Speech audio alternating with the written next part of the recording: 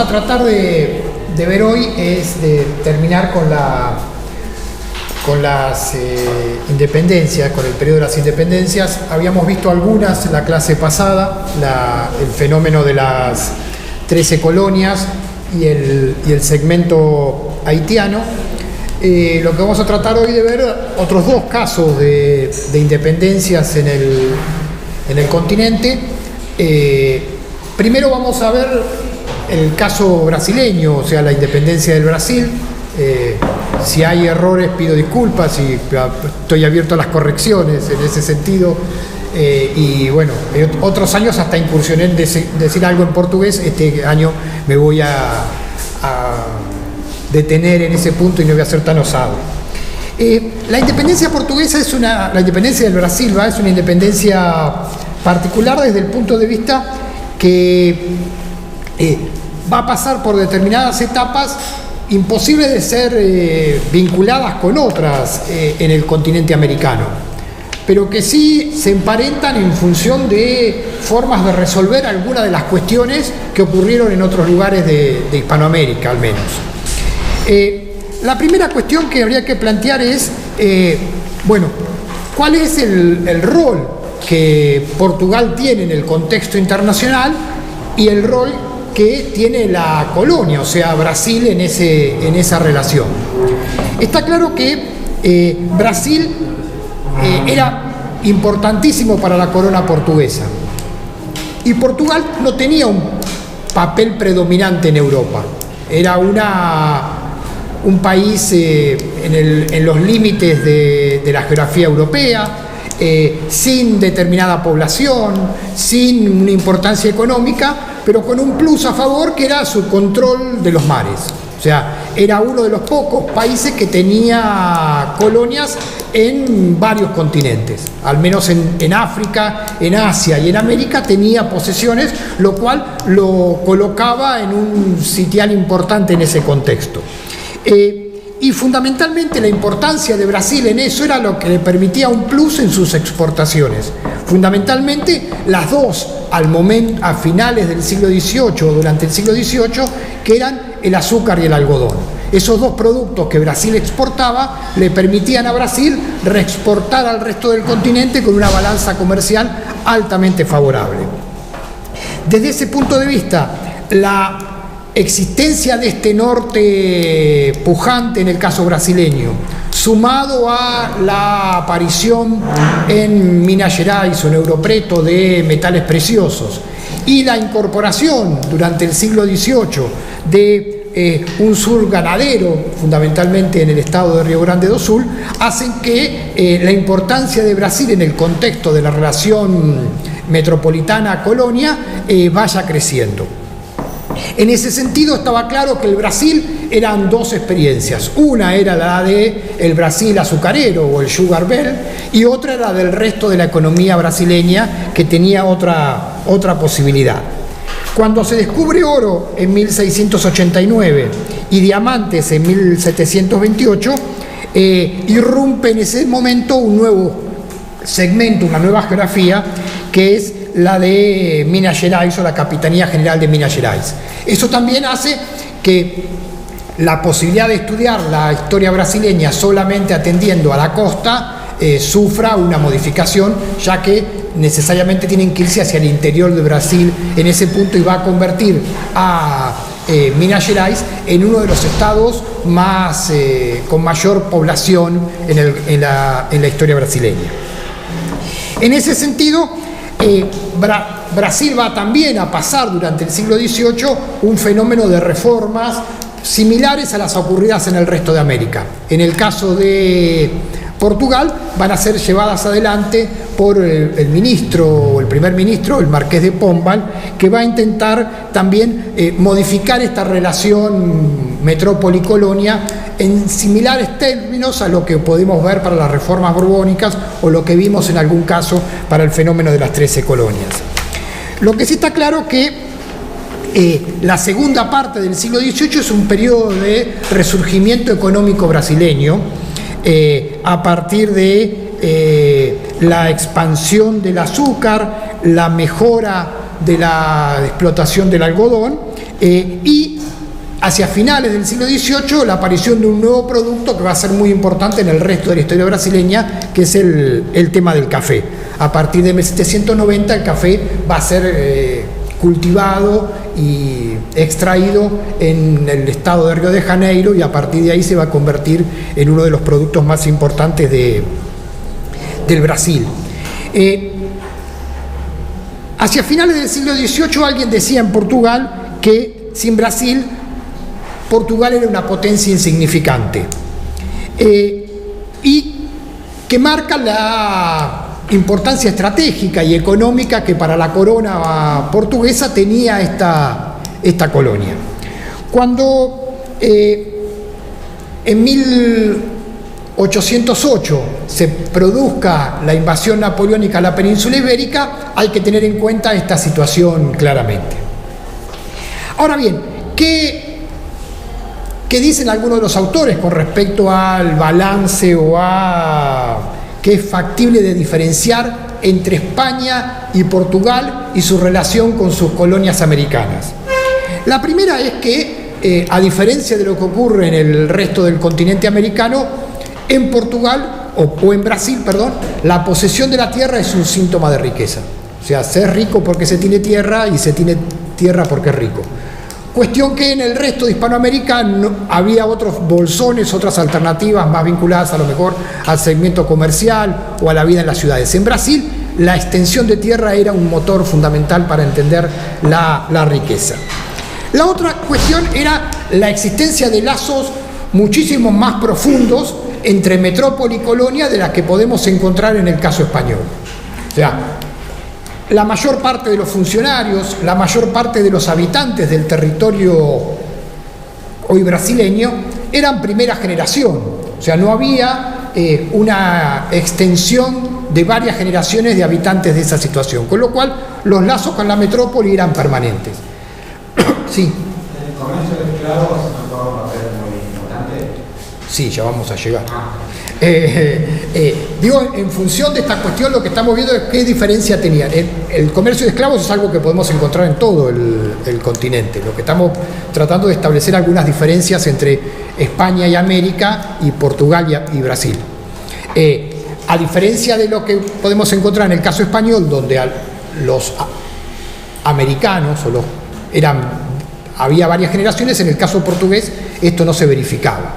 La otra cuestión es que la presencia de una élite mal llamada, podríamos decir, brasileña, era impensada en ese sentido desde el momento en el cual muchos de ellos se tuvieron que formar en las universidades portuguesas, desde el momento que la corona no había permitido el establecimiento de universidades ni tampoco había permitido el establecimiento de imprentas. O sea, Brasil no contaba ni con una universidad y todos tenían que ir a formarse a la universidad en Europa, o sea, fundamentalmente a Coimbra, y tampoco había posibilidades de editar libros en ese sentido, con lo cual todos los libros llegaban con el control que la corona quería implementar en ese sentido.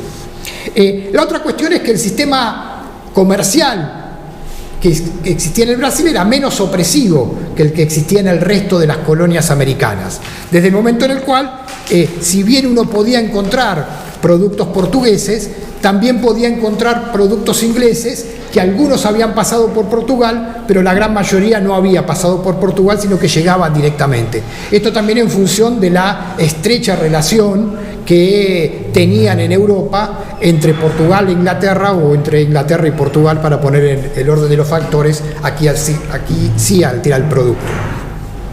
En ese sentido, la otra cuestión que tenemos que ver es la importancia de la cuestión racial, o al menos de la diferencia de población evidente que había en un territorio y en el otro. Los esclavos eran 1/3 de la población brasileña, y otro tercio eran mulatos y negros libres. O sea, la minoría blanca estaba muy consciente de su situación de minoría en ese contexto, con lo cual en varias de sus políticas vamos a encontrar que le prestaban demasiada o muchísima atención a este sentido. Esta situación se va a verificar claramente cuando en 1808 el rey español sea puesto prisionero por Napoleón Bonaparte, que va a colocar a cargo de la monarquía a su hermano, a José Bonaparte, y la diferencia notable con el caso portugués. O sea, la corte portuguesa va a resolver huir y a escapar y venirse al continente, con la protección, por supuesto, de la Armada Británica. João VI, que era en ese momento el rey portugués, resuelve trasladarse al continente americano. No viene solo, vienen más de 15.000 personas con él en diferentes barcos, trae con él la biblioteca imperial, trae todas sus cortes, trae el banco, por supuesto, o sea, y hay algunas crónicas que establecen que en el momento del cruce una parte de la flota se pierde, y la parte de la flota que se pierde era la parte del banco, luego la recupera, así que para tranquilidad de João VI llega al continente americano y se establece primero en San Salvador de Bahía, donde va a estar poco tiempo, y luego decide trasladarse más al sur y se establece ya en Río de Janeiro como lugar del nuevo imperio, como nueva capital del imperio. Con lo cual, lo que nos vamos a encontrar ahí es una primera etapa que es Portugal en Brasil, o sea, la antigua colonia se convierte ahora en metrópoli y desaparece la antigua metrópoli. Y eso abre desde 1808 en adelante un problema serio para entender un poco la cuestión de cómo se va a desembocar la independencia brasileña. Rápidamente, João VI, establecido en Brasil, va a abrir los puertos a las potencias amigas. Si quieren, hacemos una traducción rápida de esta cuestión, y es abrir los puertos a los intereses británicos, o sea, serán los únicos que estaban en capacidad para poder llevar adelante esta tarea. Y en 1815 va a elevar a Brasil a la categoría de reino, o sea, va a tardarse un tiempo en resolver esta cuestión, o sea, desde 1808 hasta 1815, Brasil va a ser la capital del imperio, pero es una colonia. En ese sentido, algunos historiadores brasileños toman 1815 como el final del periodo colonial, o sea, desde el momento en el cual después es una discusión entre reinos, o sea, Portugal y Brasil ya están equilibrados en ese sentido. Pero lo que está claro es que João VI va a tomar una serie de decisiones pensando más en su futuro europeo, o sea, qué resolver, o sea, en qué momento producir la vuelta a Europa, que en función de atender a una situación de quedarse en forma permanente en Río de Janeiro. En ese sentido, va a resolver la mayor parte de los conflictos que se van a dar entre lusitanos y los que ya residían en el continente americano a favor de la corte que había traído en ese sentido. En ese punto,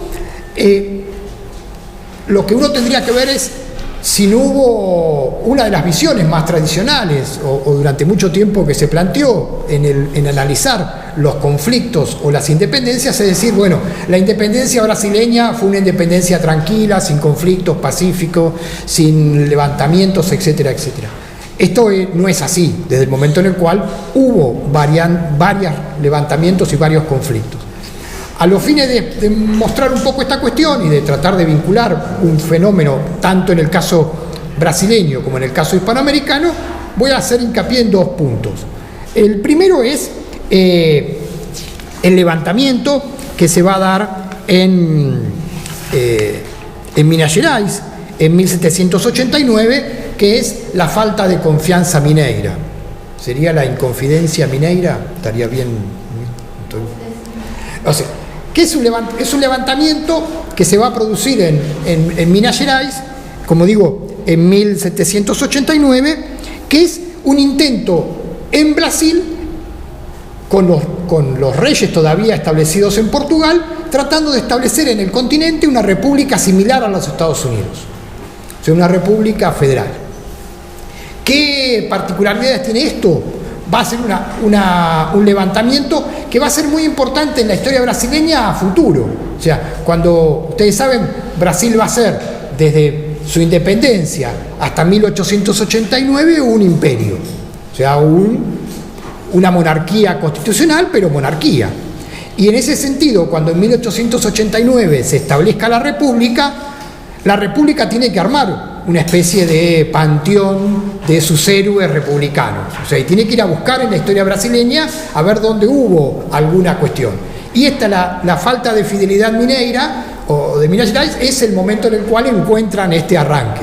Con una figura particular, si ustedes recuerdan, hace unos años, cuando se hizo el Museo del Bicentenario en la Casa de Gobierno, apareció ahí la necesidad de colocar a héroes de la independencia en ese punto, y la figura que representaba al Brasil era la figura de Tiradentes, que no es el nombre, era el apodo con el cual se lo conocía, desde el momento en el cual hacía honor a su profesión. O sea, Tiradentes oficiaba como dentista en aquel momento, y de ahí es que se toma.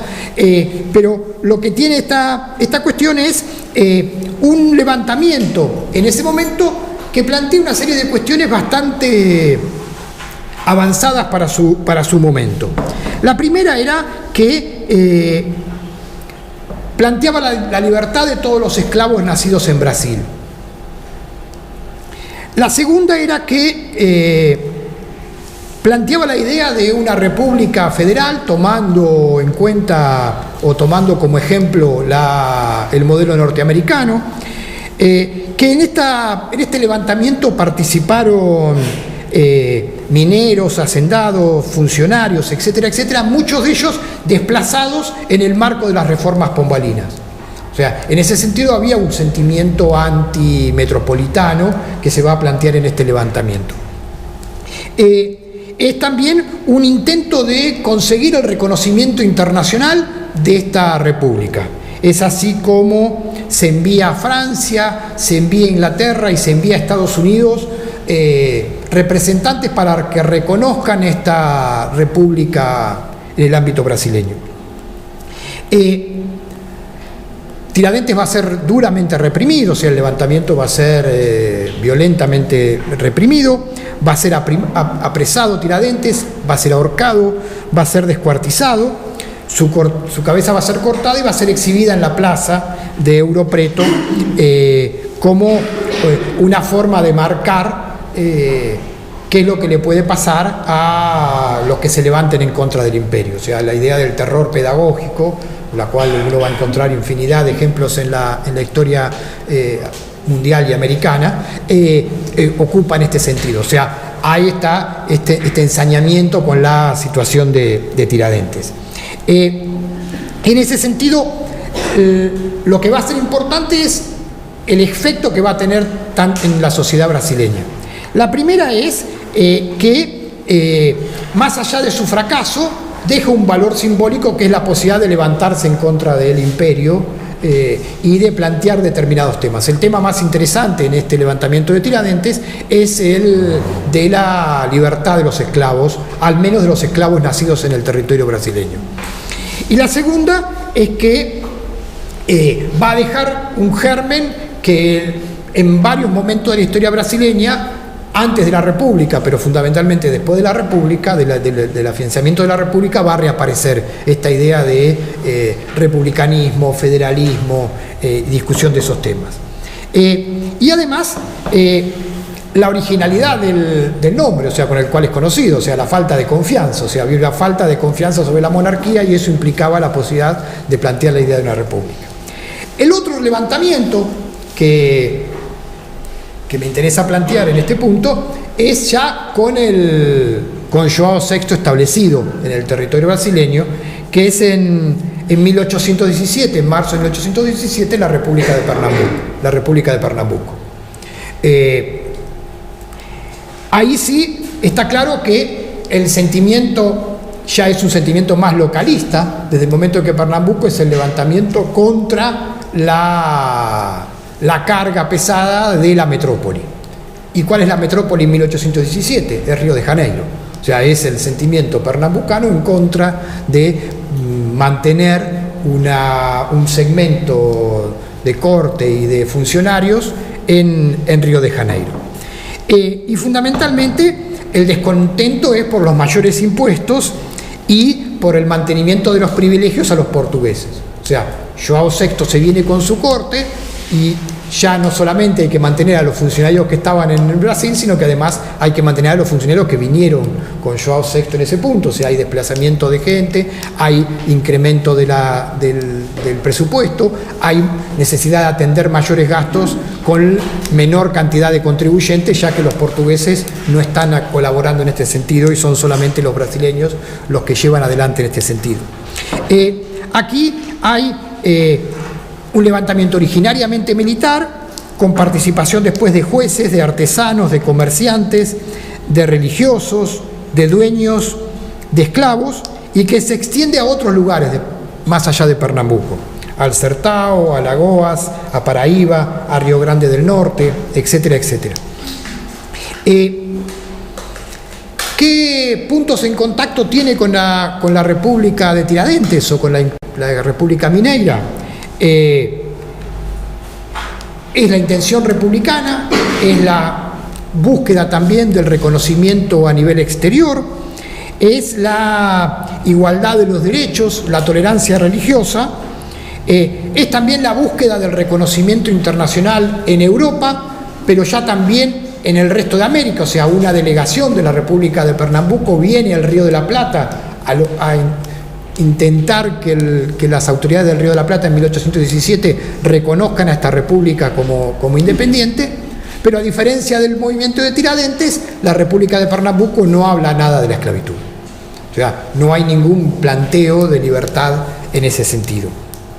La respuesta portuguesa es la represión sobre Recife, la prisión y el enjuiciamiento y el fusilamiento de todos los líderes después de 2 meses de levantamiento. ¿Qué marca deja? Deja una marca permanente en el nordeste brasileño y va a dejar planteado que, en contra de lo que muchos suponían, lo que muchos caen en la simplificación, en el caso del Brasil hay ideas republicanas, hay ideas liberales y hay planteamientos de ese tipo, tanto sea en el levantamiento de Tiradentes como luego en el levantamiento de Pernambuco. Ahora bien, esta situación de Portugal en Brasil va a sufrir una aceleración cuando incorporemos una cuestión europea. O sea, ahí yo planteé algunas fechas que nos van a servir para ver algunas de las cuestiones, tanto en el caso mexicano como en el caso brasileño. O sea, 1808 como un momento en el cual se desencadena en toda la Hispanoamérica o en Iberoamérica la situación a partir de resolver la invasión de Napoleón Bonaparte. En un caso la vamos a ver resuelta con la prisión de Fernando y en otro caso la vamos a ver resuelta con la visita o la decisión de trasladar, no me animo a decir la huida, de João VI, lugar de trasladar su residencia habitual de Portugal a Río de Janeiro. Ahora bien, en el caso de 1820 también se va a producir un hecho en ambos lugares de la península ibérica, que es los levantamientos liberales, o sea, en contra de la restauración absolutista en ese punto. Estos liberales portugueses que se van a levantar en Oporto en 1820 van a tener entre uno de sus reclamos más fuertes la vuelta de João VI al territorio portugués. O sea, ya no había excusas. O sea, ya el problema napoleónico había terminado hace rato. O sea, ya Napoleón había sido derrotado, ya Waterloo había ocurrido, ya Napoleón había muerto, y salvo alguna razón de clima o de gusto por Río de Janeiro, no quedaban muchas posibilidades de prolongar esa estadía. Y es así como comienza una presión sobre João VI, no solamente en Portugal, sino también en Brasil, para producir ese retorno. En ese sentido, el planteo era la inversión de los términos. O sea, ya Portugal no era ya la metrópoli, sino que estaba casi convertida en una colonia, y Brasil no era ya la antigua colonia, sino que era la metrópoli porque estaba igualado a su condición de reino y porque además ahí estaba establecida la corte y el rey en ese sentido y toda la familia real. Entonces, en función de esta cuestión, se va a reclamar el regreso del rey a partir de estas cortes que se van a plantear en 1820. Y es así como en abril de 1821 João VI decide regresar a Portugal. Ya aquí no regresa con los 15.000 que se había traído, sino con solamente 4.000 portugueses que resuelven regresar a Portugal con su rey.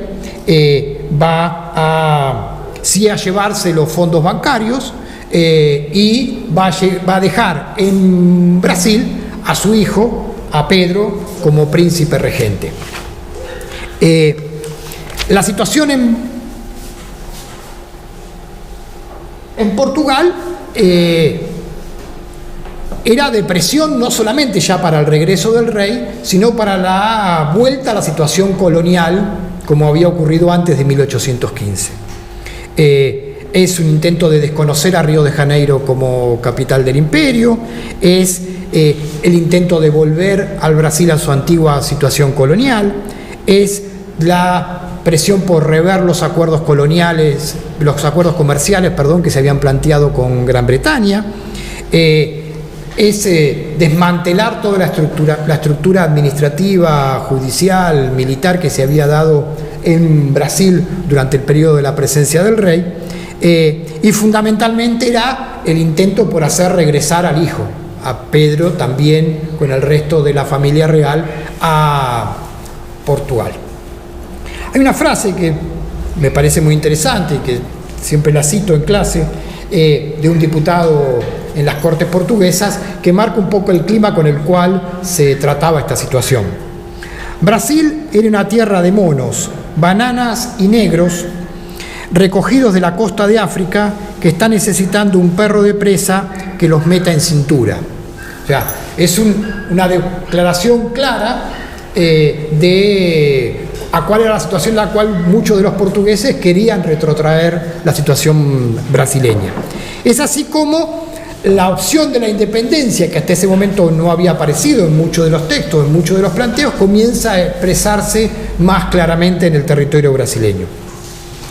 ¿Cuál era el primer punto? Era conseguir que Pedro no aceptara esa gentil invitación que le estaban haciendo desde Portugal a su retorno. Y es así como el 9 de enero de 1822 Pedro resuelve quedarse en Brasil. Es el día que me quedo, con lo cual marca un camino sin retorno para la independencia brasileña. A partir de ese momento la situación se acelera y pocos días después, el 7 de septiembre de 1822, a orillas del río Ipiranga, establece la independencia del Brasil. Es ahí donde Pedro dice: desde hoy nuestras relaciones con ellos se han acabado, no deseo nada del gobierno portugués y yo proclamo a Brasil independiente para siempre de Portugal. Viva la independencia, la libertad y la separación de Brasil. En el medio de eso se había convocado una asamblea constitucional, se había designado a alguien, a José Bonifacio de Andrada y Silva, que es un brasileño que había estudiado en Coimbra, para que conformara un gobierno provisional en ese sentido y que organizara una constitución para el imperio brasileño. En ese sentido, el 12 de octubre de ese año, Pedro va a ser proclamado emperador constitucional y defensor perpetuo del Brasil, en lo que marca la existencia de tres patas de la mesa. Por un lado, la independencia que se va a dar; por el segundo, una forma monárquica de gobierno en el marco de un proceso de constitución, pero una forma monárquica de gobierno. Y una de las particularidades de esta cuestión, que es interesante tener en cuenta, que es la presencia de un rey portugués en el caso brasileño, y que va a durar al menos unos años. Digo esto porque Brasil va a ser imperio hasta 1889, Pedro va a ser emperador del Brasil hasta el 31, que es cuando resuelve regresar.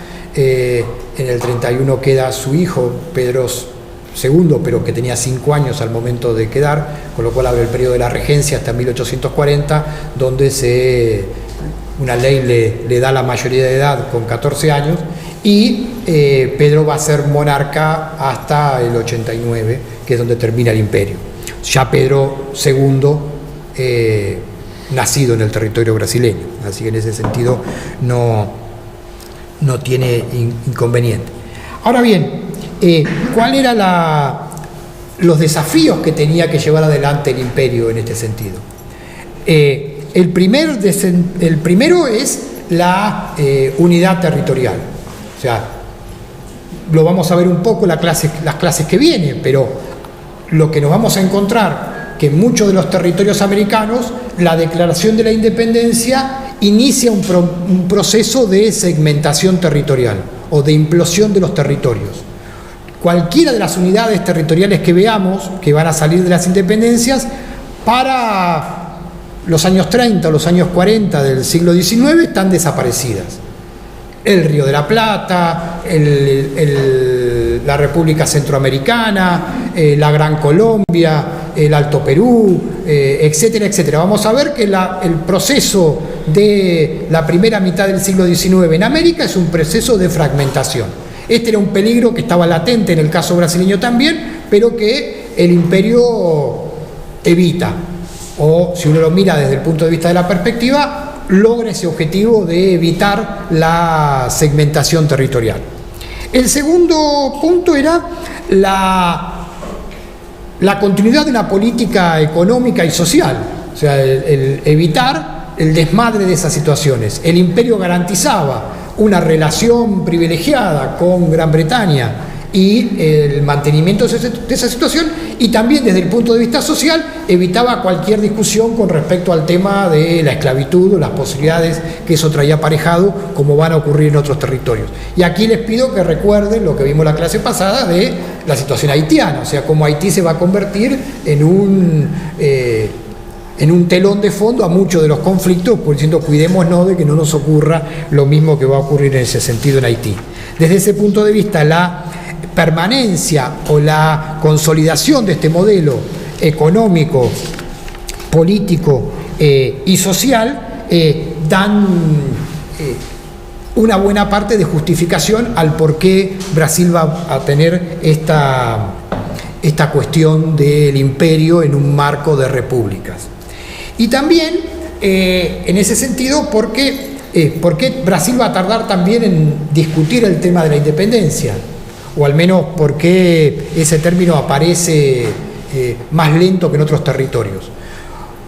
Porque en realidad las experiencias independentistas en el resto hay que ver en qué momento estamos analizando. Los procesos de la independencia en 1810 son claramente desfavorables, mientras que una década después, para 1820, ya el panorama varía notablemente. Y en ese sentido, la independencia brasileña se puede plantear en un contexto en el cual, en buena parte del territorio americano, ya la posibilidad de recuperar por parte de España las antiguas colonias ya había sido prácticamente desaprovechado o al menos terminada. En ese sentido, como digo, la situación en 1822 de Brasil permitía, en un contexto más favorable regionalmente, hablar también de esa situación.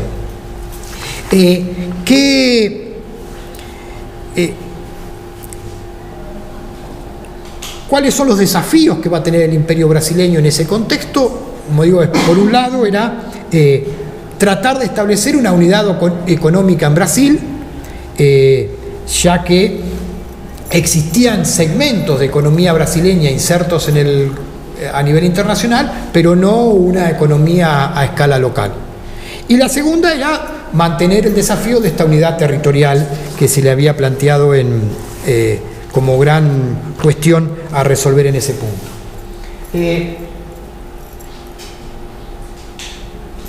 En ese sentido, lo que habíamos visto era la existencia de esta segunda etapa, Portugal en Portugal, Brasil en Brasil, y la apertura de la tercera etapa, de Brasil y Portugal, que era la que está un poco en el cuadro. O sea, Brasil va a obtener el reconocimiento de la independencia por los Estados Unidos rápidamente, va a sancionar una constitución que va a permitir la existencia de un emperador con un congreso, va a lograr también el reconocimiento de su independencia por Portugal mediante el pago de una indemnización.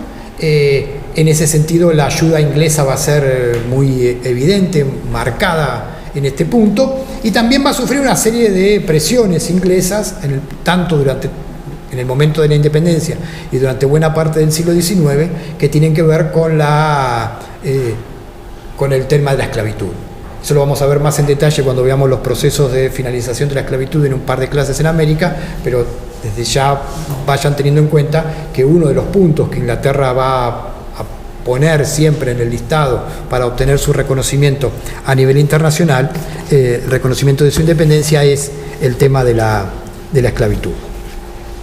Creo no haber cometido grandes errores, si hay alguno pido disculpas, y lo que me interesaba ahora es comparar con la otra cuestión, que es con me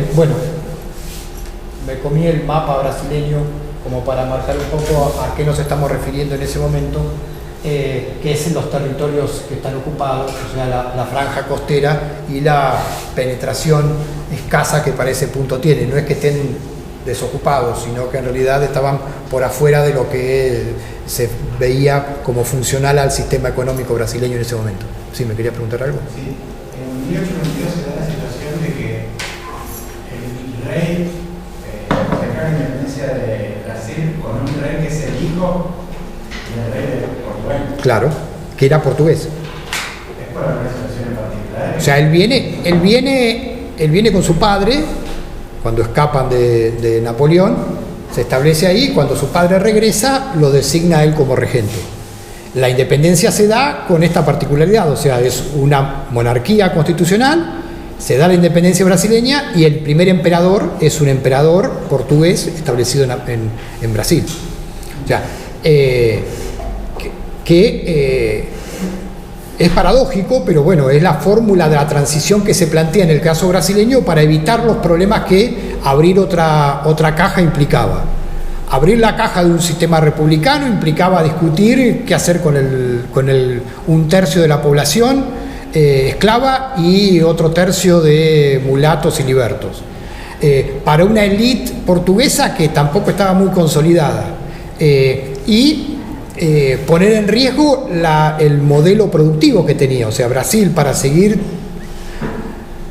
teniendo en el lugar que tenía en el contexto internacional, requería de la mano de obra esclava en ese contexto, para tanto el azúcar como para el algodón, y mucho más claro para el café a medida que vaya avanzando el siglo XIX. Y el otro gran desafío que tenía también en la cuestión era mantener la unidad territorial. Abrir la alternativa republicana implicaba que muchos de los lugares, el nordeste o el sur, tuvieran estos desafíos que se van a plantear luego durante el imperio. O sea, el imperio va a tener también tironeos al norte y al sur de esta cuestión. Durante la regencia y durante Pedro también va a haber estas cuestiones.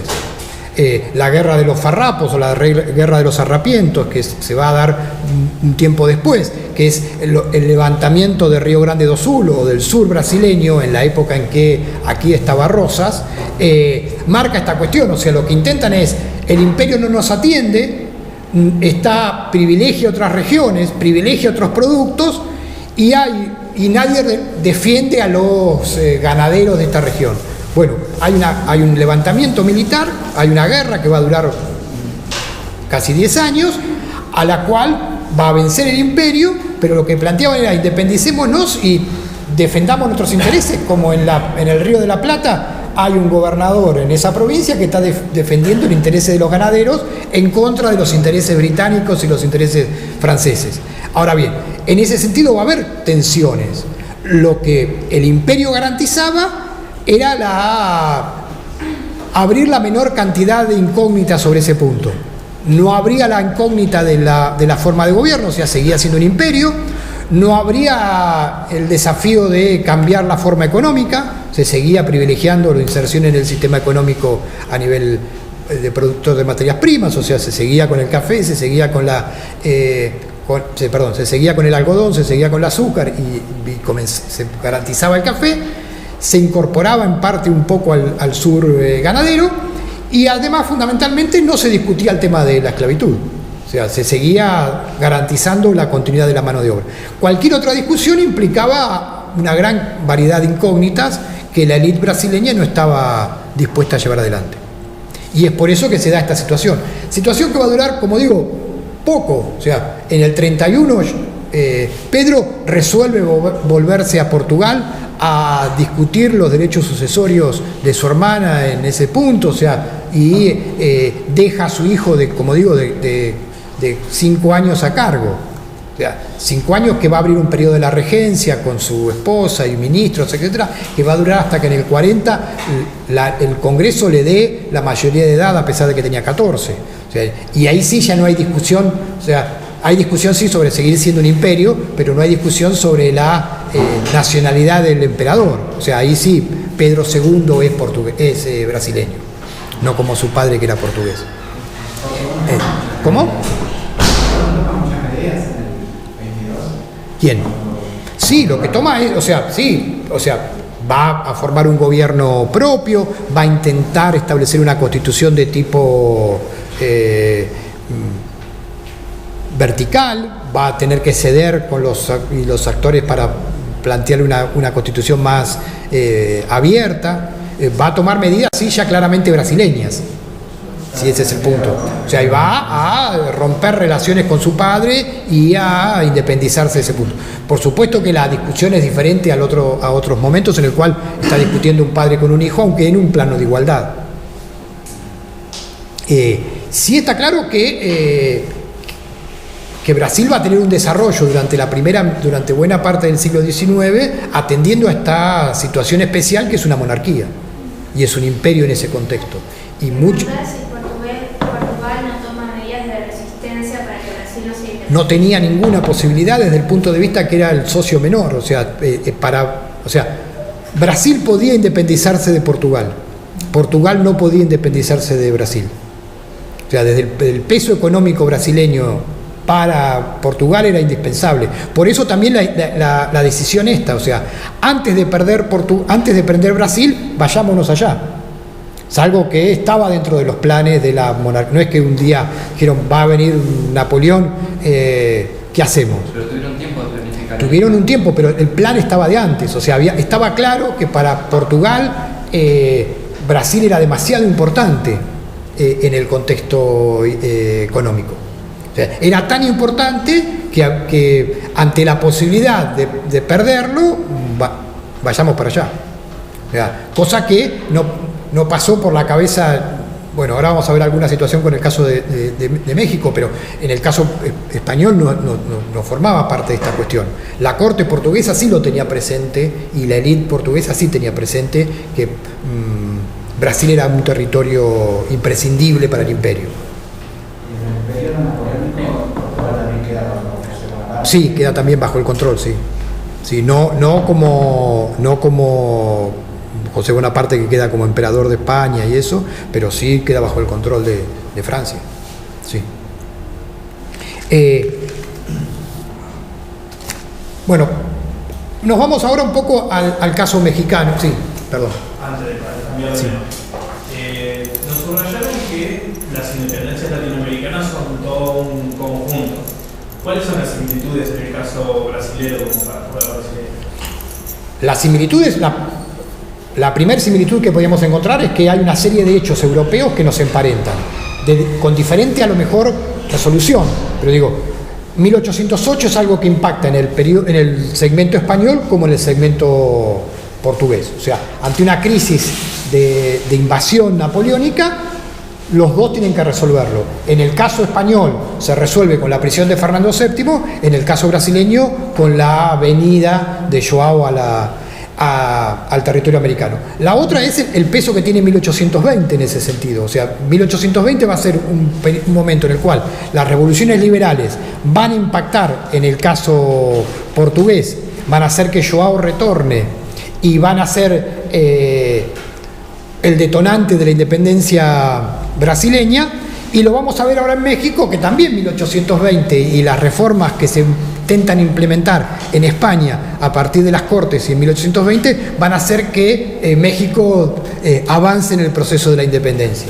O sea, en ese sentido, tanto 1808 como 1820 sirven para explicar por hechos externos resoluciones locales.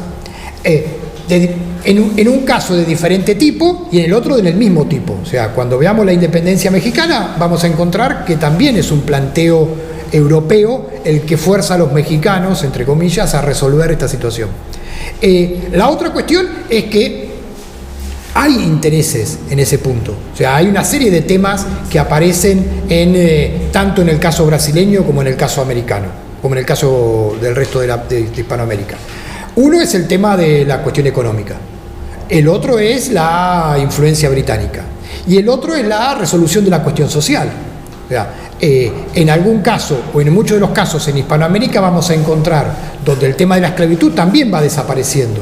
Si uno mira el movimiento en Venezuela, que no lo podemos dar por una cuestión de tiempo, pero vemos del primer levantamiento de Miranda en 1806, 1807, la primera República de Bolívar en 1810, y etcétera, etcétera, vamos a encontrar como que el tema de la esclavitud aparece centralmente en el primero y luego se va diluyendo hasta desaparecer en la última de los intentos republicanos. O sea, ya ese es porque lo enemista con sectores que intenta captar para esa cuestión. Y el otro punto que las emparenta, aunque también se resuelven de manera diferente, es el tema de la unidad territorial. O sea, Brasil supera la tendencia centrífuga, mientras que América no la puede resistir en ese punto. Algunos ven en el imperio ese elemento que la detiene. En otros casos, bueno, habrá que analizar. Sí está claro que no es que Brasil no las haya sostenido, o sea, no es que Brasil no haya sido republicano, o sea, en Brasil las ideas republicanas existieron, no es que en Brasil no haya habido liberalismo, en Brasil lo hubo, pero se licuó en función de estas otras cuestiones. Y no es tampoco que en Brasil no haya habido tensiones durante el siglo XIX que podían haber desembocado en independencias al norte y al sur. Bueno, el nordeste brasileño tiene, hasta cada tanto aparecen estas cuestiones. La última que creo que apareció fue, no sé si en el primer gobierno de Lula o en el segundo, unas reuniones de gobernadores del nordeste que también plantearon esta cuestión, o sea, armar una liga al nordeste brasileño.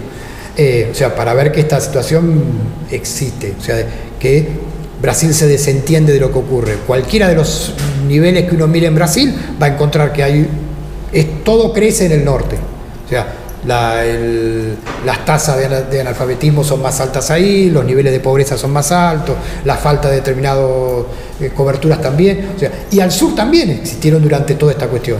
O sea, el segmento del sur también se siente abandonado en buena parte de la historia brasileña, fundamental. Y aún hoy, o sea, y en el siglo XX también esta situación se va a incrementar en función de la presencia paulista. O sea, San Pablo va a ser una bandera de ese punto. Va a decir, San Pablo trabaja para que Río se divierta, va a decir en algún momento. O dice, o Brasil es una locomotora y 20 vagones. O sea, la burguesía paulista va a decir, la locomotora somos nosotros, los que trabajamos, y el resto de Brasil viene atrás. Y en algún momento de la República Brasileña también va a haber una atención a estas cuestiones. Cuando lleguemos a ese punto va a decir, bueno, la República Brasileña uno podría resumirlo en la República del café con leche, o al menos muchos autores dicen, bueno, ¿qué es esto? La alianza entre tres estados poderosos que son San Pablo, Minas Gerais y Río Grande do Sul, que se van a ir rotando en los presidentes y alternándose en ese punto. Y a uno de un estado y a esos estados van a poner presidente otros vice, y algunos lo máximo que van a poder acceder es a poner un subsecretario, un secretario, pero nunca formar parte de esta cuestión. Esta Liga de los Gobernadores, o esta República de los Coroneles, etcétera, es la que va a durar hasta 1930 en ese sentido, o sea, esa República brasileña organizada en ese contexto. Ahora bien, si uno puede también echar mano a un montón de diferencias, pero yo creo que en estos temas uno puede, con matices, encontrar los vasos comunicantes, o al menos hacer un ejercicio intelectual de comparar. Y en ese sentido creo que uno sale ganancioso de hacer este ejercicio. ¿Alguna otra consulta? En el caso mexicano, que era el otro que me interesaba plantear en este momento, hay algunas cuestiones a poner en evidencia. Primero, la importancia de México en el contexto americano. O sea, Nueva España, que era el territorio que ocupaba, o sea, el virreinato de Nueva España, tenía al momento, para 1808, 6.100.000 habitantes. Como para comparar, los Estados Unidos para ese mismo momento tenía algo más de 7 millones. La Ciudad de México era la segunda ciudad del Imperio Español. Solamente Madrid tenía más habitantes que la Ciudad de México. Tenía casi 170.000 habitantes, la capital del virreinato. Era la colonia más importante y la más rica del Imperio Español. Buena parte del comercio que España tenía con el resto de sus vecinos europeos era sobre la base de lo que exportaba o lo que se llevaba del territorio mexicano. Era también donde la presencia, ya no de una población esclava, de una población negra, ponía la cuestión social sobre la mesa, sino que en realidad lo que tenemos que analizar para el caso mexicano es la fuerte presencia del componente indígena. El 60% de la población, de esos más de 6 millones, eran indios, y el 22% eran mulatos, o sea, solamente el 18% de la población eran blancos, donde tenemos que diferenciar en esto entre blancos criollos y blancos españoles. O sea, para los que les gustan estos estudios demográficos, lo han llevado adelante y han encontrado que del 18%, el 17,8% eran blancos criollos y solamente el 0,2% eran blancos españoles. Digo esto para ponerlo en la secuencia de lo que dice Lynch en algún momento, que la independencia hispanoamericana era inevitablemente, se iba a dar inevitablemente desde el punto de vista demográfico, o sea, pocos no podían gobernar a muchos durante mucho tiempo. En este sentido, como digo, México se va a convertir en un segmento importantísimo para la economía española. Y aquí empieza a jugar las particularidades del caso mexicano en un contexto general. Hay un primer momento en el cual un hecho español impacta en el territorio mexicano, que es en 1808. O sea, 1808, Fernando VII es puesto en prisión por Napoleón, su hermano es puesto como emperador en España, y esta noticia llega a América. La primera reacción del territorio de Nueva España está en la discusión sobre qué es lo que hacer en función de la ausencia del monarca.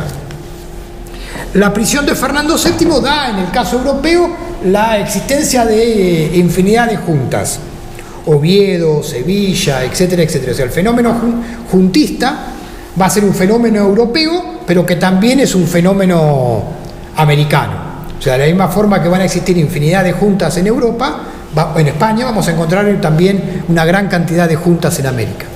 Estas juntas españolas también van a mandar delegados a América para que todos le juren fidelidad a esa junta, y fundamentalmente en el caso mexicano para que la fidelidad venga acompañada del tributo, o sea, del envío de los fondos que se recaudaban en ese sentido. En ese segmento, la ausencia del rey pone en discusión dónde está la soberanía. O sea, la soberanía es Dios, rey, pueblo, como se planteaba en algún otro momento, o por el contrario es Dios, pueblo, rey. O sea, ¿quién reasume o dónde está la soberanía ante la ausencia del monarca? Es en los cabildos, es en la figura del virrey en ese sentido. O sea, ¿quién es el que tiene que encabezar esta cuestión? ¿Son los criollos los que tienen que llevar adelante este proceso? ¿Son solamente la élite española la que debe llevar a esta situación en el caso americano? En el caso de México, esta situación es claramente la que se va a desencadenar a partir de 1808. El virrey Iparaguirre se toma unos días para resolver esta cuestión. O sea, para consultar a las fuerzas vivas de la ciudad a ver cuál era la forma de resolver la ausencia del monarca. En ese lapso, el realismo español, o sea, los más fieles a Fernando VII, ven en esa duda la posibilidad de que abra un proceso de inclusión de sectores criollos que no tenían que participar de la discusión. Con lo cual lo toman prisionero, lo envían para su juzgamiento a España, y el primer momento en México es un momento claramente realista o de lealtad al rey, aún al rey prisionero. Este movimiento realista, que se va a dar, como digo, entre 1808 hasta 1810, es claramente una particularidad del caso mexicano, desde el momento en el cual no existe otro lugar en América donde esta situación se plantee con estas características. Este realismo, realismo por real, no por la conciencia de lo que pasaba en México fundamentalmente, y si ustedes han leído el texto de Van Yang se habrán dado cuenta que existían montones de problemas al interior de México, con las crisis agrícolas, con la suba de los impuestos, con las hambrunas, etcétera, etcétera, etcétera, con las plagas, montones de cuestiones, de lo cual esta élite no tenía intención de prestar atención a nada. Va a durar, como digo, hasta 1810. En 1810 se va a comenzar el segundo momento de la independencia mexicana, que es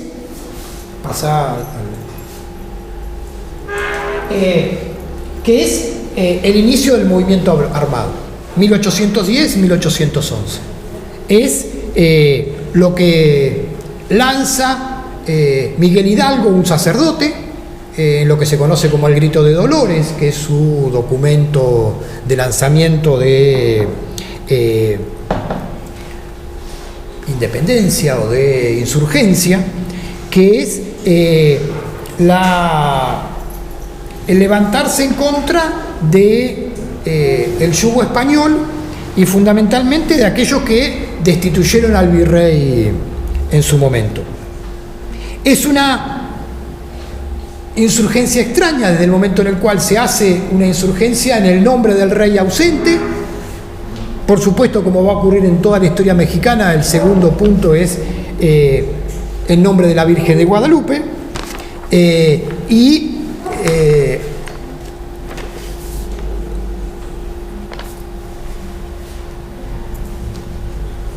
no mucho más en el primer momento. Luego Hidalgo va a ir incorporando otras cuestiones que tienen que ver con la idea de la independencia, la idea de la abolición de la esclavitud, la idea de la devolución de las tierras a las comunidades indígenas, y en el avance del movimiento, este movimiento se produce fundamentalmente en el Bajío mexicano. Si pasamos el otro, en esta zona de México, y va a ir dándose un avance sobre la capital. En ese movimiento va a ir incorporando gente y complicando la conducción de ese segmento, fundamentalmente porque una de las estrategias para poder avanzar es la estrategia del saqueo, o sea, donde se avanzaba sobre las propiedades, se saqueaba la vivienda, se robaba todo lo que se tenía y en la mayor parte de esos casos se mataba a los propietarios. O sea, en ese sentido, la revuelta, a medida que vaya avanzando, va incrementando su grado de violencia y va incrementando también la idea del desquite. Y el desquite social que se va a plantear en esta primera parte de la insurgencia de Hidalgo no es un desquite en contra del español o del blanco, es un desquite en contra del propietario, tanto sea criollo como español. El levantamiento es en contra de los gachupines o de los menos, o sea, de los que son propietarios y los que han sometido a los segmentos indígenas durante todo este periodo. Van a ir avanzando, va a pasar de 5.000 a 20.000, de 20.000 a 60.000 hasta llegar a 80.000, que son los que van a sitiar la capital del imperio en algún momento. ¿Cuáles son los inconvenientes o los problemas? El primero era la ausencia de un programa que estableciera firmemente qué es lo que se estaba planteando. La segunda era una falta de conducción, o sea, Hidalgo aparecía como la figura más representativa, pero no conducía ni política ni militarmente el movimiento. Con lo cual dificultaba su unidad de criterios. El otro punto es que rápidamente fue identificado por los españoles, pero también por buena parte de la élite criolla, como un levantamiento indígena. O sea, solamente como un levantamiento y asimilado al levantamiento de Tupac Amaru en el Perú. O sea, con lo cual dejaba de ser un movimiento independentista para convertirse en solamente un levantamiento indígena y de revancha, como digo, o de desquite social. Con lo cual la élite, con el apoyo muy fuerte de la Iglesia Católica, va a convertir en esto en una guerra racial contra los blancos y los propietarios. Aunque Hidalgo y muchos de los líderes eran criollos, no lograron captar a segmentos criollos que apoyaran el movimiento en ese sentido. El 28 de octubre Hidalgo va a llegar a la Ciudad de México, va a obtener una victoria, estos 80.000 hombres, pero va a ser una victoria pírrica desde el momento en el cual muchos van a morir y 40.000 van a desertar, a pesar de haber obtenido la victoria, con lo cual nunca va a entrar en la Ciudad de México, sino que se va a permanecer en la cercanía para luego regresar al Bajío. El 7 de noviembre van a ser derrotados por las tropas de un militar español, por Félix Calleja,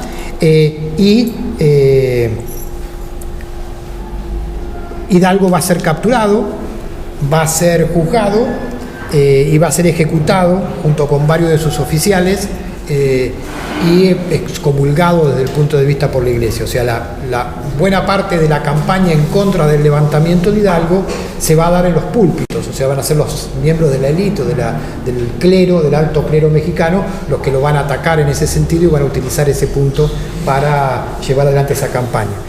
Cuando Hidalgo sea detenido, la Iglesia va a desentenderse del juicio que podría haberse dado, de un juicio canónico, pero no, va a ser llevado a un juicio civil y va a ser ejecutado y su cadáver va a ser exhibido en Guanajuato durante 10 días.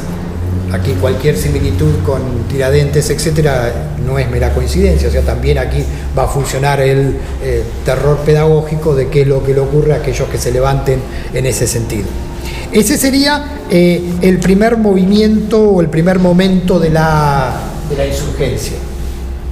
El segundo momento de esta cuestión está de la mano con la muerte de Hidalgo, el planteamiento de José María de Morelos. A diferencia de Hidalgo, Morelos también era un sacerdote, mestizo, también había hecho su carrera como experto en teología, pero no provenía del mismo sector del Bajío, sino que tenía más presencia en los sectores al sur del territorio mexicano.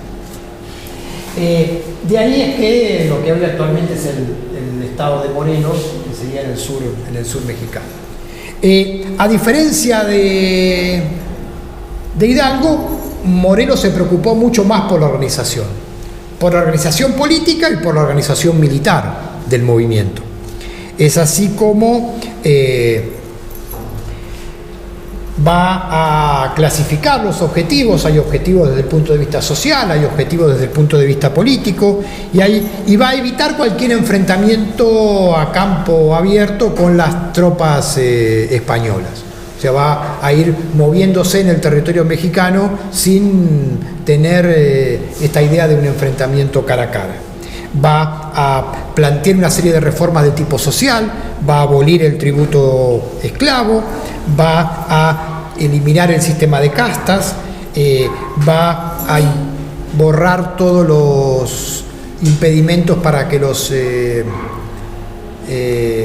para el ascenso social de los sectores más bajos de la sociedad mexicana, va a poner un impuesto a los ingresos, un impuesto a las rentas, va a tratar de distribuir la tierra entre los que la trabajaban, o sea, los segmentos indígenas, va a intentar sancionar una constitución, va a tratar de eliminar la idea de que esta era una revolución de tipo social o de revancha, o que se estaba en contra de los propietarios, sino que en realidad lo que se estaba tratando era de moderar algunas de las cuestiones o evitar las diferencias que había.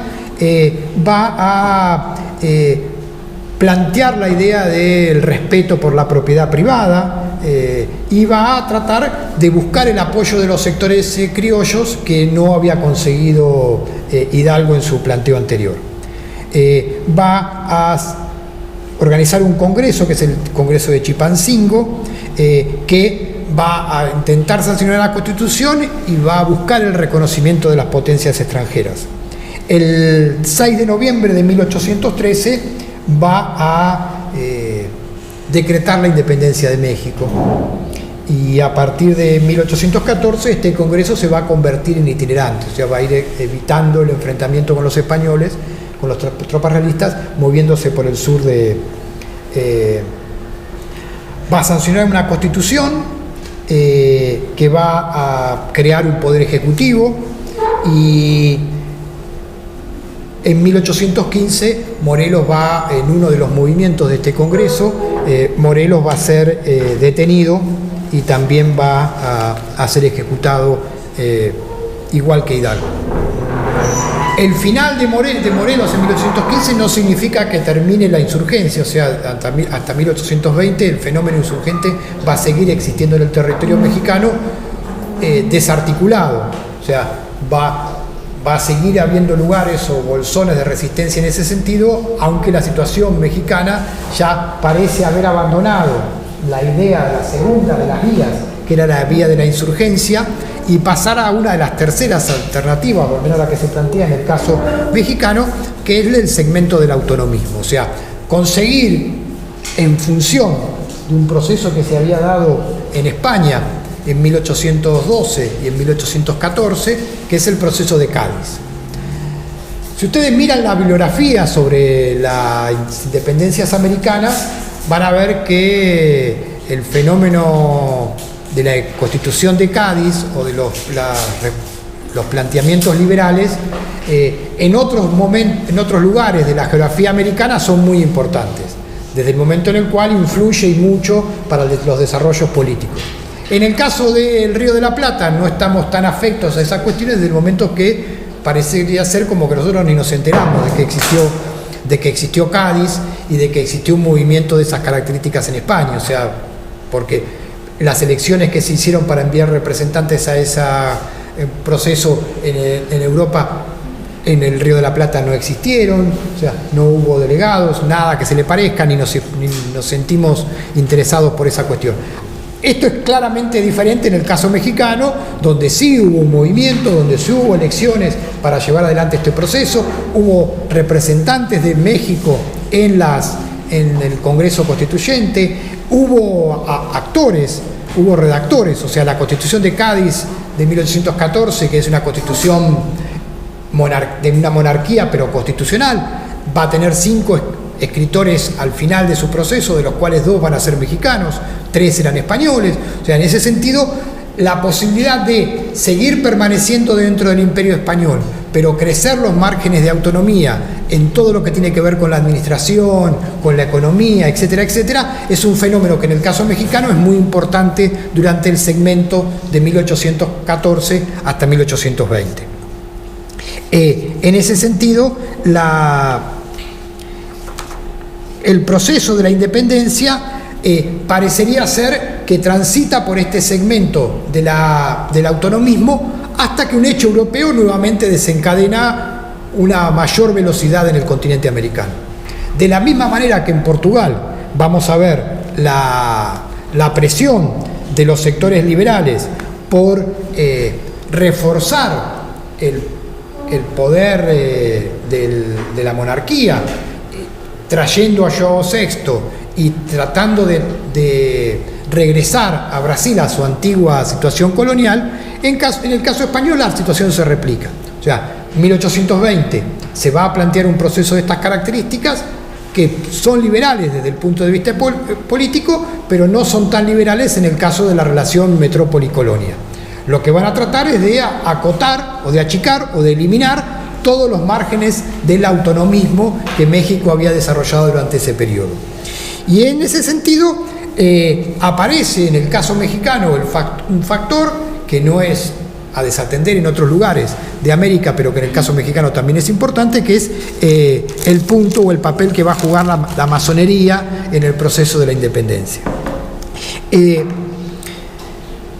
1821 llega a México el último gobernador designado por la corona, que es Juan O'Donoghue, que formaba parte de la masonería y que va a ser el que lleve adelante el proceso de colaboración a escondidas para el segmento de la independencia. Es un general que había participado de la represión a la insurgencia y que seguía manteniendo esta cuestión, que es Agustín de Iturbide, el que va a llevar adelante con sus tropas el momento que desencadena la independencia mexicana. Esa independencia se va a dar en 1821 a partir de un plan. Ustedes van a ver en los prácticos, sino que ya lo vieron, que es el Plan de Iguala. Ese Plan de Iguala tiene 3 pilares fundamentales, que es la independencia se va a dar bajo la protección de la religión, o sea, nuevamente la Virgen de Guadalupe y todos los santos mexicanos van a estar en ese punto, y es el primer punto importante del Plan de Iguala. El segundo es que se va a dar la independencia, o sea, México va a ser independiente a partir de este momento. Y el tercero es que este plan sirve para equiparar sin resentimientos a españoles y a criollos. O sea, ¿qué es lo que va a sancionar esto? Que todos tienen acceso a la posibilidad de desempeñarse en el clero, en la administración y fundamentalmente en el ejército. O sea, los ejércitos de la insurgencia van a ser amnistiados en cuanto acepten incorporarse al ejército mexicano en plano más bajo, o sea, aceptar la conducción por parte de aquellos militares que los habían perseguido durante todo ese periodo. La declaración de la independencia va a dejar intacta al clero, a los empleados públicos, a la administración de la justicia, y va a crear una junta de gobierno que es la que va a llevar adelante el proceso de la independencia. En 1821 se va a sancionar un gobierno de tipo de imperio, desde el momento en el cual se le va a dar esta potestad a Agustín de Iturbide, que va a ser conocido como Agustín I. Simón Bolívar, que era muy crítico de este proceso, va a decir que Agustín I es emperador no por gracia de Dios, sino por fuerza de sus bayonetas, o sea que el apoyo que tenía para llegar a ese lugar no era ni la sangre ni Dios, sino que solamente el apoyo del ejército mexicano. Y rápidamente va a fracasar en este sentido, desde el punto de vista que para 1823-1824 ya México va a ser una república federal y Agustín de Iturbide va a desaparecer del escenario. Algunos datos de este proceso de la independencia mexicana, como para ilustrarnos un poco. Todo el fenómeno de la insurgencia va a traer como resultado más de 600.000 muertos en el contexto mexicano. O sea, el 10% de la población mexicana va a morir en los distintos enfrentamientos que va a haber durante toda esta década. Va a destrozar la administración y el cobro de impuestos. Va a desorganizar el comercio mexicano. Fernando VII va a desconocer el tratado que su gobernador va a firmar con Iturbide y que va a dar lugar a la independencia mexicana, con lo cual España no va a reconocer la independencia mexicana y va a ser un largo proceso en similitud con lo que va a ocurrir con otros lugares de América, que España reconozca estos territorios, estas administraciones.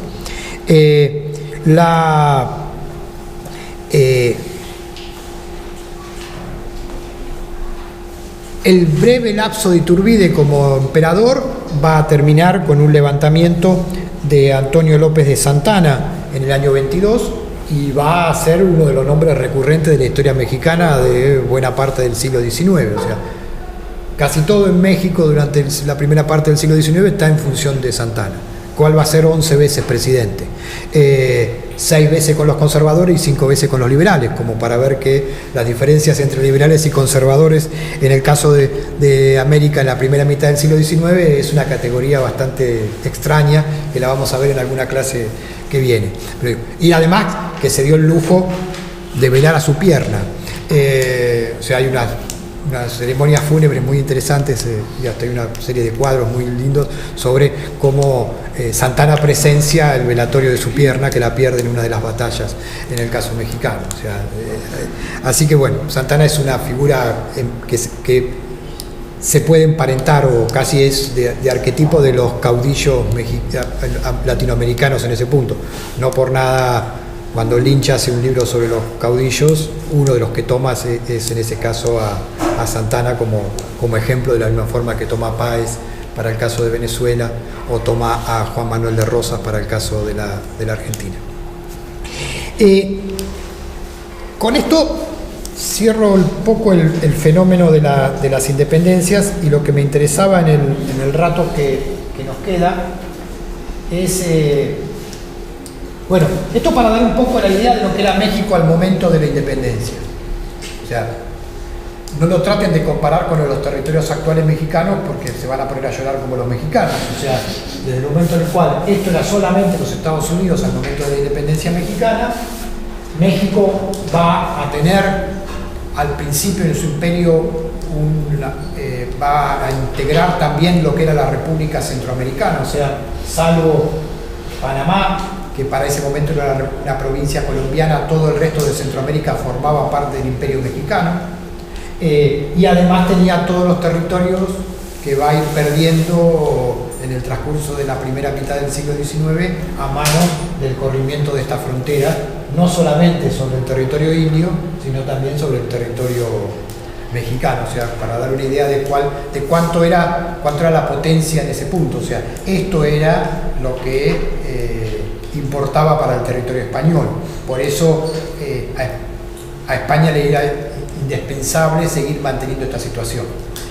Y una de las cuestiones, de la misma forma que durante todo el periodo de el Imperio Napoleónico y de prisión de Fernando VII, muchísimos delegados franceses recorrieron México también para incorporar a Nueva España al territorio francés. O sea, para Francia también tenía en cuenta la potencia económica a la cual nos estamos refiriendo. O sea, no eran solamente 6 millones de personas, sino también todo lo que esto implicaba.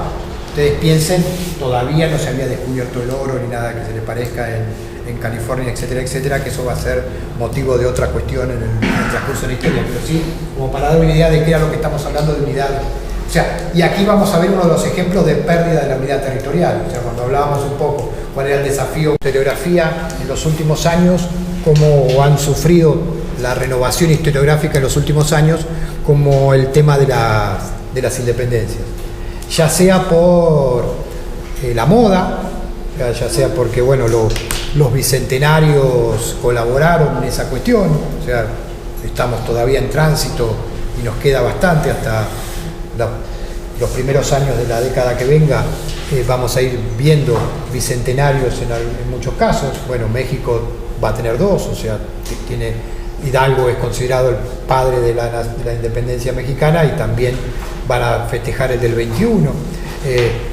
En ese sentido, bueno, hay varios países que están todavía en ese proceso de los bicentenarios. Pero bueno, lo que está claro es que la historiografía ha sufrido un montón de modificaciones y de aportes en ese sentido.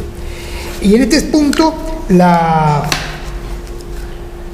las independencias iberoamericanas, y en esto voy a hacer un recorte, o sea, me voy a dedicar solamente a las iberoamericanas, por la producción y por el conocimiento que tengo, prefiero hacer esta cuestión.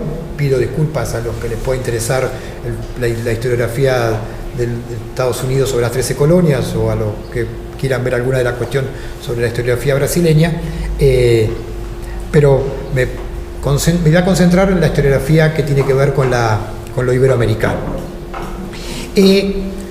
Hay claramente un segmento antes de los años 60 y después de los años 60 en lo que tiene que ver con esto. Antes de los años 60 hay lo que se construye como el consenso historiográfico. O sea, hay una forma de tratar el tema a la cual todos ascriben en ese punto. La historia de la patria, es el momento en el cual se construyen las patrias, se construye el bronce, el panteón de los héroes en ese sentido. Es donde además la independencia y la nación se dieron en el mismo momento, o sea, es de la misma forma que se declara la independencia, se da el nacimiento a cada una de esas historias nacionales, o sea, junto con la independencia nació la Argentina, junto con la independencia nació el Uruguay, junto con la independencia nació México, etcétera, etcétera, etcétera.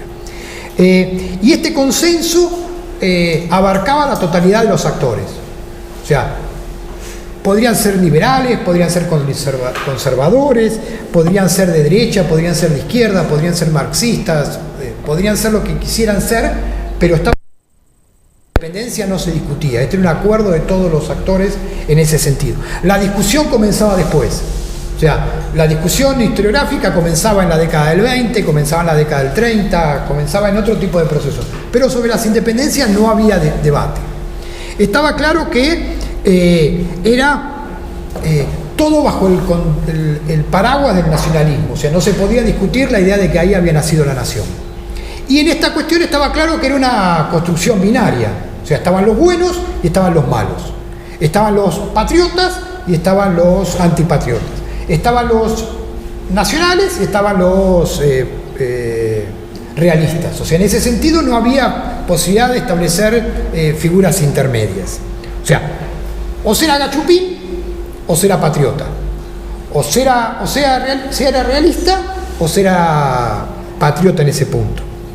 Es ahí donde, como dice Gabriel de Meglio, se creó esta idea de una feliz integración étnica, cultural, social y territorial. O sea, el consenso historiográfico estaba en función de esa cuestión. Había varios conceptos sobre los cuales este acuerdo historiográfico se montaba. El primero era, como dije, la idea esta de la patria. O sea, con la independencia nació la patria. La segunda era que había una construcción del héroe. Estos héroes eran varones, militares, entre 40 y 50 años, con todos los atributos marcados: valor, arrojo, voluntad, capacidad, conducción, etcétera, etcétera. Digo esto de los varones por una cuestión, o sea, después vamos a ir viendo cómo esto va variando, pero sí estaba claro que hasta los años 50 esto era territorio masculino solamente. Es donde además estas figuras se ensalzan. San Martín, Bolívar, Gaspar Rodríguez de Francia, Artigas, etcétera, etcétera, formaban parte de este panteón. Donde además estaba claro la cuestión maniquea. Los patriotas eran todos buenos y los españoles eran todos traidores y malos. Para ponerlo en una frase, la frase de Simón Bolívar: ellos vinieron a terminar con 300 años de opresión, de ignorancia, tiranía y vicio. Y ese era lo que se trasladaba a la historiografía. No voy a dar caso de la historiografía en Argentina, pero podemos encontrar que la historia de Belgrano, la historia de San Martín, etcétera, etcétera, formaba parte de esta cuestión. ¿Cuál es el momento en el cual hay un primer intento de establecer algún parámetro sobre esto? Es el primer congreso de historiadores o hispanoamericanos de historiadores, en 1949. Se realiza donde podría realizarse, en Madrid. O sea, ustedes piensen, 1949, Madrid, España, Franco. O sea, en ese contexto se realiza este congreso. La delegación argentina está presidida por Ricardo Levene, padre, al cual le dan el honor de abrir el Congreso de Historiadores Hispanoamericanos. Y él ahí presenta un libro de lectura recomendada para los que sufran la historia latinoamericana, para los otros no tanto, pero digo, es donde él dice: las Indias no eran colonias, para explicar esta relación paternal que España había establecido con América en ese sentido. Y donde decía, lo que intentaba era llegar a un primer acuerdo científico entre las dos orillas, entre España y las historiografías nacionales. América no había sido un territorio colonial, sino un conjunto de reinos en igualdad de derechos con los peninsulares, por lo cual la independencia no había sido de ninguna manera una ruptura traumática, sino una emancipación tranquila, madura, como la de un hijo con su padre. Esta interpretación motivó algunos movimientos en las sillas de algunos que lo que escuchaban, fundamentalmente en algunos historiadores del derecho, pero logró un amplio acuerdo en los sectores más conservadores, más clericales y fundamentalmente los más hispanófilos tanto de España como de México y de la Argentina. La conclusión del Congreso fue que el estado actual de las investigaciones y conocimientos históricos nos es imposible formular con un carácter definitivo una teoría general sobre la Revolución Americana y la independencia de América y sus consecuencias. O sea, este intento científico de aunar las visiones va a terminar con un fracaso en el 49. Ustedes traten de compatibilizar esto con la frase de Bolívar, cuando en la Carta de Jamaica dice que España era una desnaturalizada madrastra, por la forma en la cual nos había sometido a los americanos durante ese periodo. Este intento fracasado del Congreso en el 49 va a dejar un poco el tema de las independencias ahí, hasta que unos años después, en el marco de otra situación ideológica, que es la necesidad de darle un sustento histórico a la organización del Tratado del Atlántico Norte, a la OTAN, dos historiadores, Robert Palmer y Jacques Godechot, plantean esta idea de la tesis atlántica. O sea, que lo que intentan es, si el Mediterráneo fue un mar en algún momento civilizatorio, también para la Organización del Atlántico Norte, el Océano Atlántico podía ser un momento de esta cuestión. O sea, la democracia se había fundamentado en el Océano Atlántico. En el Océano Atlántico Norte, o sea, cuando uno ve los textos de Palmer y Godechot, claramente se olvidan de toda Hispanoamérica y por supuesto de Portugal, etcétera, etcétera, y se concentran nada más en tratar de ligar a Europa con los Estados Unidos fundamentalmente. En ese sentido, las revoluciones democráticas se habían dado a ambos márgenes de las orillas del Océano Atlántico. Se había dado la revolución democrática en Francia, se había dado la revolución democrática desde el punto de vista económico en Inglaterra y se había dado la revolución desde el punto de vista democrático político en los Estados Unidos.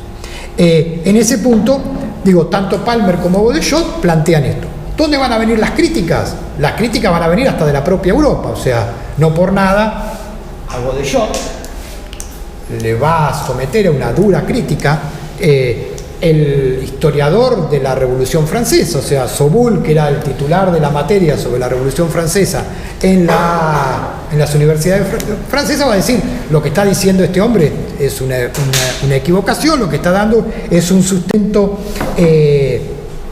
imposible de manifestar, de vincular, y la idea de construir un océano interior de la civilización occidental al Atlántico Norte hace agua por todos lados. Sí sirvió para la construcción de la Organización del Atlántico Norte, o sea, la firma de los tratados para oponerse al otro segmento en el momento de la Guerra Fría, ya que por otro lado estaba la firma de todos los tratados del Pacto de Varsovia en la órbita de los países de la Unión Soviética. O sea, en ese sentido la historiografía también sirve para estas cuestiones.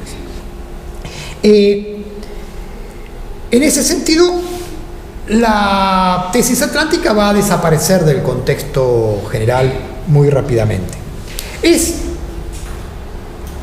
un historiador claramente inserto en el materialismo histórico, que es Manfred Kossoff, el que vuelve a plantear el tema de las revoluciones.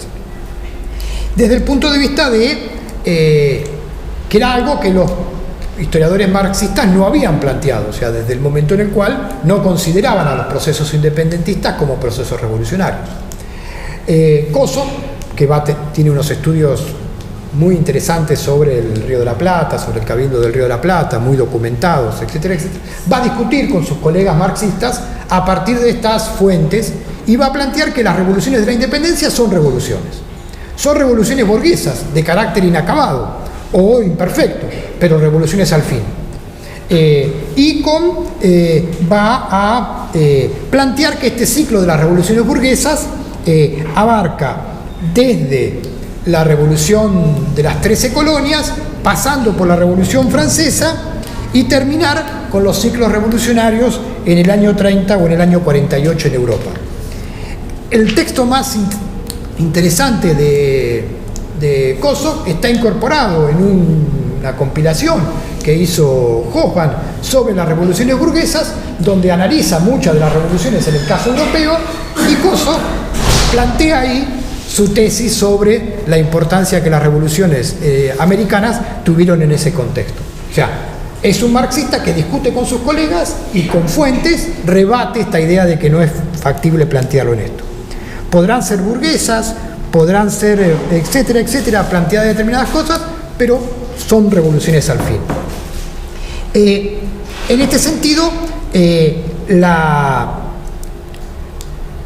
es un aporte desde la historiografía marxista a este fenómeno de las independencias. Los años 60 y en adelante lo que van a plantear desde el punto de vista de la historiografía sobre las independencias americanas es derrumbar la idea de este consenso historiográfico. O sea, es el cuestionamiento del modelo anterior. Aquí es imprescindible tomar en cuenta las distintas corrientes del revisionismo historiográfico que se van dando en América. Nota al pie, diría alguien, y tendría que llamar en esta cuestión. Cuando yo estoy hablando del revisionismo, no estoy hablando del revisionismo argentino, que es la visión diferente. O sea, en toda América Latina se considera revisionismo a esta revisión de la cuestión anterior, y cuestionamiento mientras que en el caso argentino el revisionismo es otra cosa, es otra corriente propia, que nada tiene que ver con esto. Este revisionismo a nivel americano, a nivel latinoamericano, no es una renovación teórica, sino que su originalidad es que ataca la base fundamental del primer consenso historiográfico, que es de vincular las independencias a la patria, a este concepto patriótico. O sea, son los mismos documentos cuando sobrevivieron a las purgas. O sea, ustedes piensen, Mitre escribió la historia de San Martín y la historia de Belgrano y quemó los documentos porque ¿quién lo iba a cuestionar? O sea, en ese sentido formaba parte de esta cuestión. O sea, en esto son los antiguos documentos, pero con nuevas preguntas. Y es donde además también va a incorporar nuevos campos al análisis. Sectores sociales, los otros, o sea, va a terminar con esta dualidad de patriotas perfectos y realistas traidores. Y fundamentalmente se va a dar de la mano de una renovación de quiénes son los autores que van a trabajar estos textos. En este sentido, el baby boom va a impactar en las universidades latinoamericanas, va a incrementar la cantidad de gente que ingrese a las universidades. Estas universidades se van a ver claramente feminizadas, o sea, más mujeres van a ingresar también al sistema educativo, van a aparecer nuevas profesiones, nuevas carreras. La historia se va a convertir en una disciplina y una profesión, no lo que se hace en el rato libre de otra cuestión. Ya no es un hobby de militares, de abogados o de políticos, sino que hay una profesionalización de la disciplina. Es donde además la historia comienza a dialogar con otras alternativas, con otras disciplinas, antropología, sociología, ciencias políticas, economía, y donde también la historiografía sobre las independencias adquiere este carácter interdisciplinario. Es donde también la América va a recibir la colaboración de historiadores extranjeros que comiencen a preocuparse también por los temas latinoamericanos. Doy dos ejemplos de autores que ustedes habrán visto o van a ver o forman parte de la historiografía para mostrar esta cuestión. O sea, en este sentido, la Revolución Cubana también ayuda. O sea, hasta ese momento las cátedras de historia americana eran escasísimas en el contexto internacional. O sea, las cosas americanas se daban dentro de historia moderna o dentro de historia contemporánea. No había un apéndice especial para historia americana. La Revolución Cubana da que aparezcan estas cátedras. O sea, hay que tratar de entender por qué este barbudo llegó a donde llegó, tan cerca de Estados Unidos, y hay que explicar un poco cómo es la historia latinoamericana. Y es así como comienzan a aparecer historias de América en las universidades norteamericanas y europeas. Y es así como aparecen nuevas inquietudes. Y de estas cátedras aparecen publicaciones, aparecen libros, aparecen revistas, aparecen cargos, aparecen becas, aparece dinero. Y con estas cuestiones aparecen las vocaciones. O sea, alguien que hasta ese momento venía estudiando fenómenos europeos, comienza a estudiar y que no quiere ir al liceo a dar clases como un secundario, comienza a vincularse con alguna cátedra en este sentido, y entonces, bueno, el que estaba a cargo de esta cátedra lo manda a estudiar la Revolución Mexicana. Y es así como aparece la inquietud latinoamericana de Guerra, o alguien que estudiaba fenómenos de la monarquía europea de la época moderna, también le llegan estas inquietudes americanas, y así Alan Knight comienza a trabajar también los fenómenos de la Revolución Mexicana. O sea, en ese punto también el dinero ha colaborado en este sentido. Pero bueno, ahí aparecen nuevos temas, los temas étnicos, los de género, los educativos, los movimientos sociales. Y empiezan a marcar que las independencias fueron bastante menos militares y bastante más cívicas, en ese sentido apartándose un poco de la visión anterior.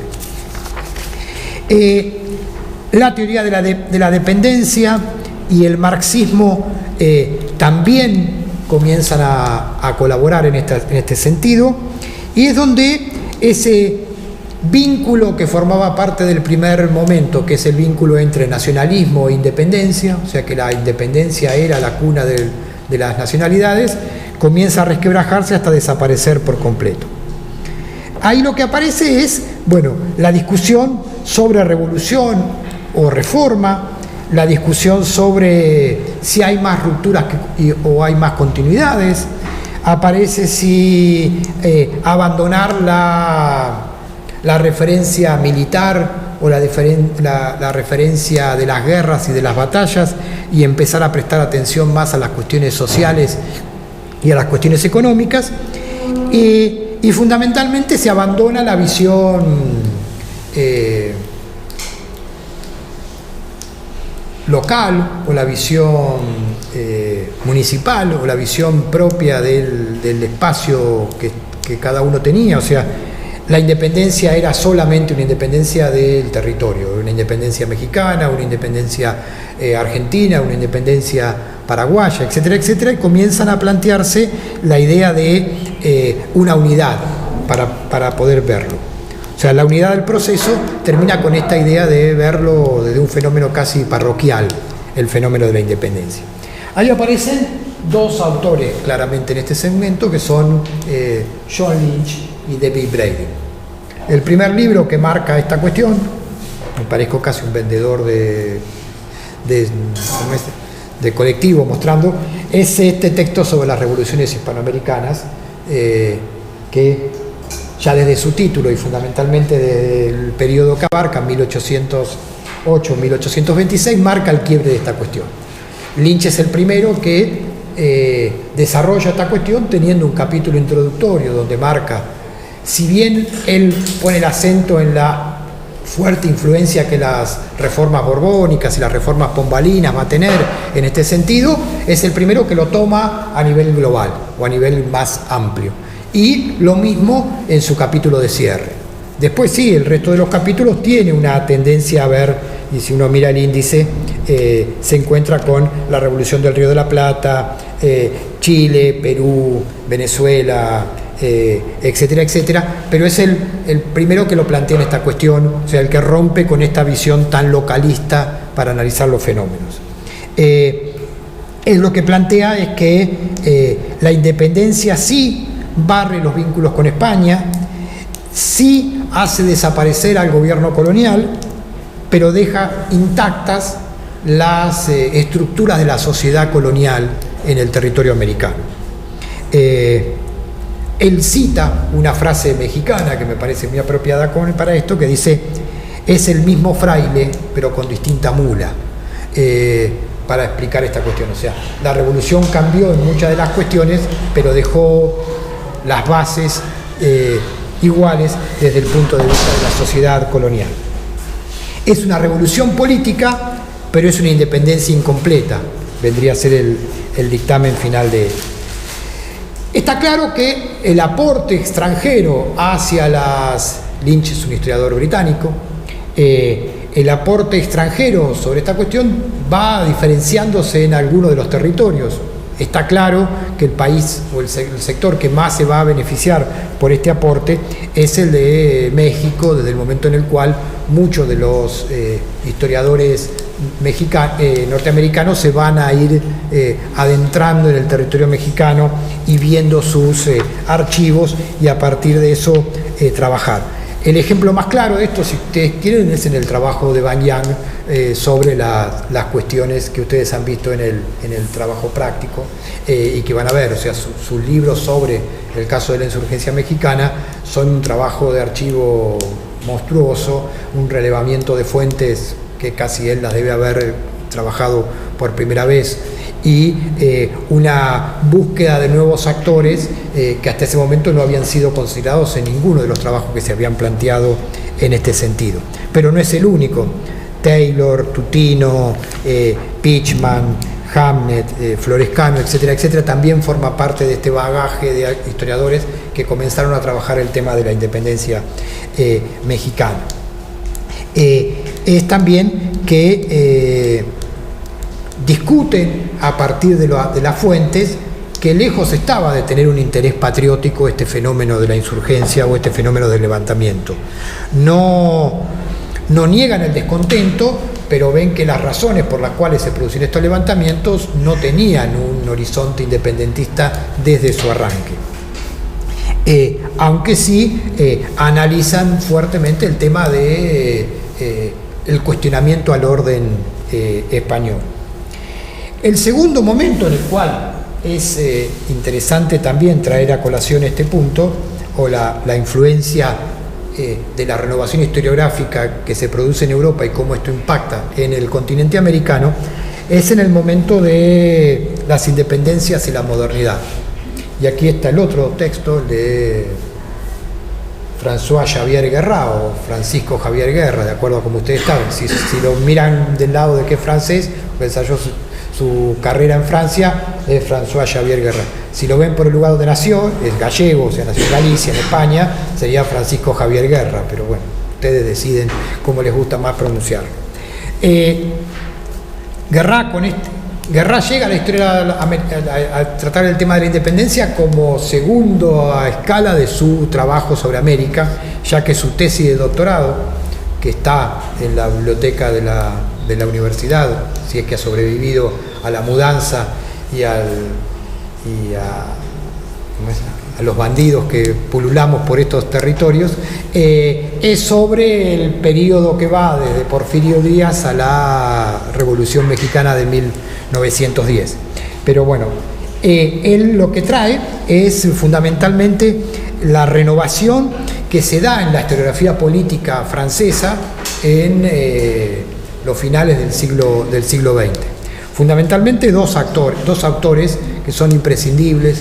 Había un antiguo decano de la Facultad de Filosofía y Letras de la UBA que decía que proponía Elba, que las carreras universitarias se podrían reducir a armar una lista de 50 libros que los alumnos tuvieran que leer obligatoriamente. Entonces decía, bueno, nos ponemos de acuerdo, estos son los 50 libros que tienen que leer los alumnos de historia, cuando los lean y los puedan explicar todo eso, les damos el título de profesores de historia. Lo mismo decía para la geografía, lo mismo decía para las letras, etcétera, etcétera. Era interesante por lo menos plantearlo y a ver de qué posibilidades teníamos de poner de acuerdo en esos 50 libros entre las diferentes universidades. Pero bueno, lo que sí está claro es que al menos alguno de estos dos tendrían que estar en esta lista de 50 libros, por lo que produjeron no solamente en la ciencia política, sino en el resto de las disciplinas. Uno es el libro de Fioret sobre la Revolución Francesa, y el otro es el libro de Pierre Rosanvallon para una historia conceptual de lo político. Los dos son la base sobre las cuales Guerra hace su trabajo sobre modernidad e independencia.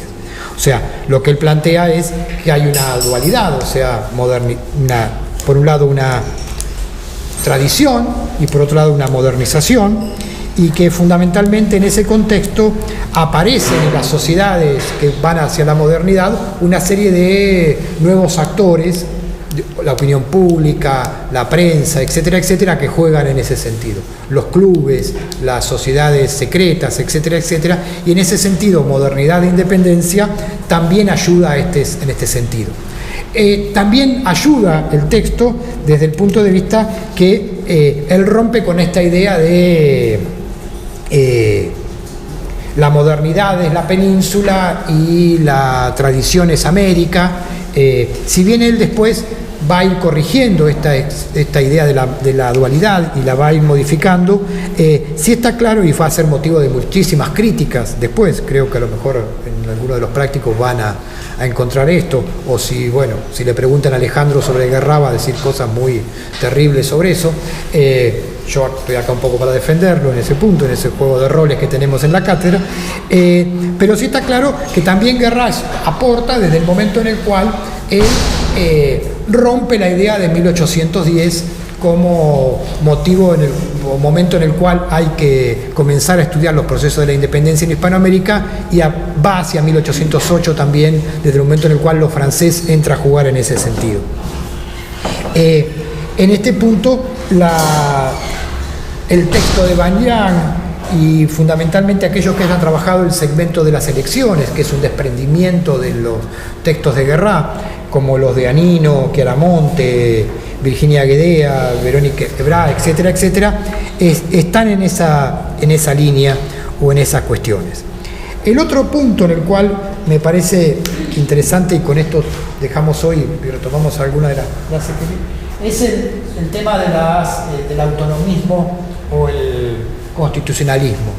Esta historiografía o este fenómeno del autonomismo está más claramente focalizado al caso mexicano, que es la idea de romper la cuestión de la mirada binaria, o sea, o se estaba con los realistas o se estaba con la independencia.